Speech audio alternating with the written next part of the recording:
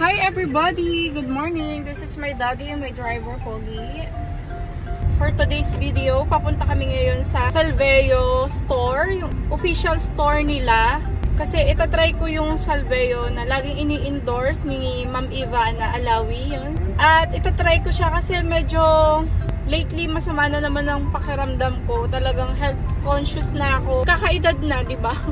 Nasa 30s na ako. So, itatry ko nga siya kasi iniinom daw yun. Tapos, mamaya malalaman ko kung ano yung sasabihin. Ano yung benefits ng Salveo. At itatry ko siya kasi ayoko munang magpa-hospital. Ayoko munang magpa-check up kasi baka hindi naman lala yung mga nararamdaman ko. Mild lang to. Mula kasi nung nagtatrabaho pa ako, madalas na talagang sumakit yung likod ko. Hindi ko alam ano to. Nagpa-chiropractic pa nga ako. Bawat session, 5K. Napakamahal.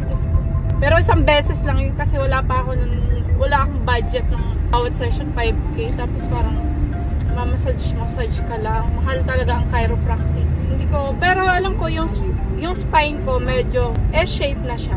So may scoliosis na talaga ako. Pero matagal na akong hindi nagpa-check kung ano na yung tukat ngayon ng S-shape ko. Kasi kaya ko.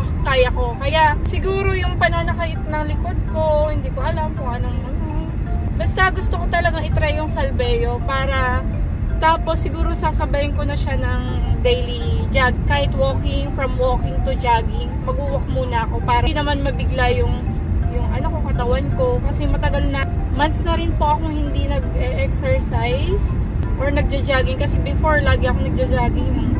Nakita ko siya sa online, sa Facebook, na ini-endorse lagi ni Miss Ivana Alawi. So, itatry ko siya para sa sarili ko kasi lately talagang sumasakit na naman yung mga likod ko. Yung likod ko laging sumasakit na. Ito yung nararamdaman ko years ago na parang hindi ako makahinga. Sobrang sakit. Parang gusto ko lang laging nakahiga sa sobrang sakit. Tapos, ayun nga. Sorry for this. Pero ngayon, sobrang busy na. Wala na. Kasi, minsan puyat po ako. Tapos, medyo tanghali na nagigising. So, dapat, babaguhin ko na yung routine ko. Maaga nang matutulog para magising ng maaga. Para makapag-jogging. Sana magawa ko yan. Kasi hirap talaga akong matulog sa gabi. And, ayun nga. Sana makatulong si Salveo. Yung mga ini-endorse ni Ma'am Ivana Alawi, ni Miss Ivana. Ayan, try natin. Tapos pag goods naman, bakit di natin ituloy-tuloy, diba? So, yun lang.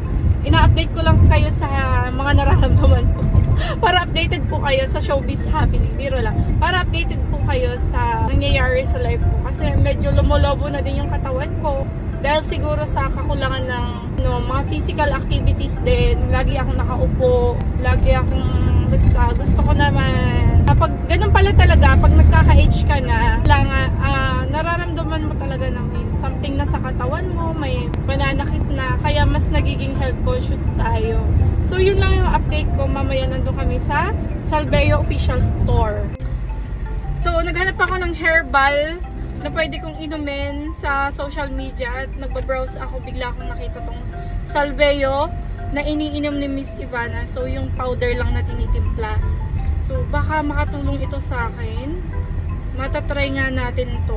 At babalitaan ko kayo kung anong magiging resulta sa akin. Gagaan ba yung pakiramdam ko? At tuloy ba ang paglaban natin sa buhay dahil sa tulong ni Salveo, no? I-update ko po kayo.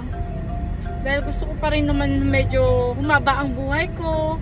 Kahit alam ko, darating din tayo doon lahat, diba? Pero dahil nakaawa pa ako sa mga anak ko, mga maliliit pa, lumalaban din tayo sa buhay. Kahit masama na pakiramdam, gawa na lang natin paraan. Naging mas health conscious na talaga ako ngayong nasa 30 years old na ako. Nasa 30 plus, 30s. Hindi ako 30, lagpas 30 na. Ayoko lang i-reveal. Matanda na eh. Charot. O, yun lang. See you sa store. So, yun na nga po. Ang dami ko nang naichika sa inyo tungkol sa aking mga nararamdaman. At dahil nga sobrang health conscious na ako lately, susubukan ko nga itong na-browse ko na ini-endorse ni Miss Ivana na Salveo Organic Barley Grass. Kung talagang totoo to na makakapagpagaan ng mga nararamdaman ko. At kapag good effect po ito sa akin, ipapatake ko din po ito kay Ate Venice kasi inborn po ang pagiging constipated ni Ate Venice. Hirap na hirap mahirap po talaga siyang magbawas. Hindi niya po nararamdaman na nadjejebs na siya ganun. Hindi po siya makaramdam ng ganun. Kaya po laging nag-aalala ko kung ano na yun. Hi guys, nandito tayo ngayon sa Salveo Calamba. At dahil nga kaka-browse ko, ay ang dami nga nagsasabing maganda ang effects ng Salveo. Kaya pag goods po talaga sa akin, ine-next ko to kay Ate Venice kasi sobrang nag-aalala ko. Hindi talaga siya nakakaramdam kung hindi pa namin papagalitan, saka lang siya magbabawas. Ganun po talaga yon. Kaya sana maging okay ang lahat sa akin. And pag na-try kong okay naman, ine-next ko na kay Ate Venice. So yun lang. Alam ko marami na ako na ikwento. At bumili nga po ako ng isang perasong pouch lang para nga matry ko ang story nito, at ito ay 975 pesos yung isang pouch nito. So itatry ko po ito, baka sakaling makatulong talaga sa akin. Yun lang, salamat sa panonood. Bye!